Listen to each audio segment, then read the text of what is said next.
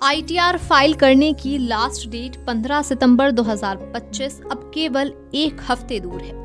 इस बीच कई संगठनों ने वित्त मंत्रालय से आईटीआर रिटर्न दाखिल करने की तारीख बढ़ाने की अपील की है, मगर आईटीआर फाइलिंग की डेट आगे बढ़ेगी या नहीं, इसके बारे में अभी कुछ भी नहीं कहा जा सकता। ऐसे में टैक्स पेयर जल्द से जल्द आईटीआर फाइल करना चाहते हैं।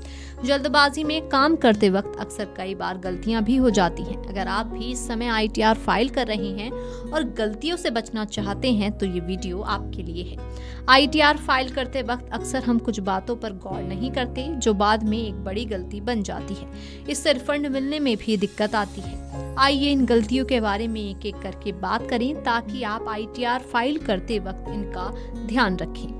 आईटीआर फाइल करते वक्त अक्सर लोग असेसमेंट ईयर को लेकर कंफ्यूज रहते हैं। अगर कोई व्यक्ति 2024-25 में होने वाली कमाई के लिए आईटीआर फाइल कर रहा है तो उसे असेसमेंट ईयर 2024-25 चुनना होगा।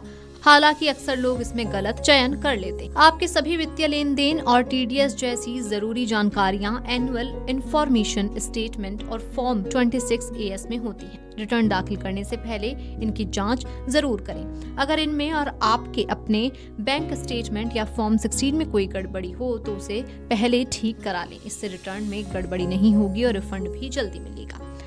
करदाता कई बार सिर्फ उस आय को बताते हैं जिस पर टीडीएस कटा हो, लेकिन बचत खाता, फिक्स्ड, रेकरिंग डिपॉजिट, किराया, विदेश से कमाई जैसी कई आय ऐसी हो सकती हैं जिस पर टीडीएस नहीं काटा गया हो।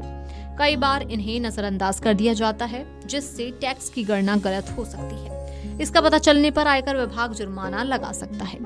आयकर दाता कई बार रिटर्न भरते समय गलत फॉर्म चुन लेते हैं। इससे आईटीआर रद्द हो सकता है या प्रोसेसिंग में देरी हो सकती है।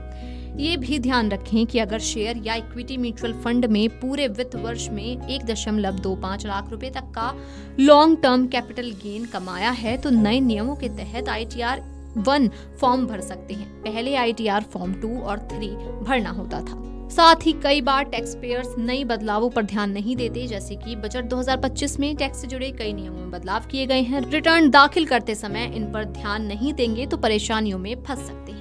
साथ ही ई वेरिफिकेशन ना कराना भी एक गलती हो सकती है। आईटीआर तभी वैलिड होता है जब उसे आधार, ओटीपी, नेट बैंकिंग या दूसरे ऑप्शन से ई वेरीफाई किया जाए। अब बात कर लेते हैं कि किसे आईटीआर फाइल करना होता है। 15 सितंबर की डेडलाइन उन सभी पर लागू है जिनका अकाउंट ऑडिट के दायरे में नहीं आता। इसमें शामिल हैं सैलरीड लोग और प्रोफेशनल जिनकी इनकम 50 लाख रुपए तक है, जिनकी इनकम बेसिक एजम्पशन लिमिट से ऊपर है, जिन्हें 2 लाख रुपए या ज्यादा का फॉरेन ट्रैवल किया है, 1 लाख रुपए से ज्यादा का इलेक्ट्रिसिटी बिल भरा है या करंट अकाउंट में 1 करोड़ रुपए से ज्यादा डिपॉजिट किया है।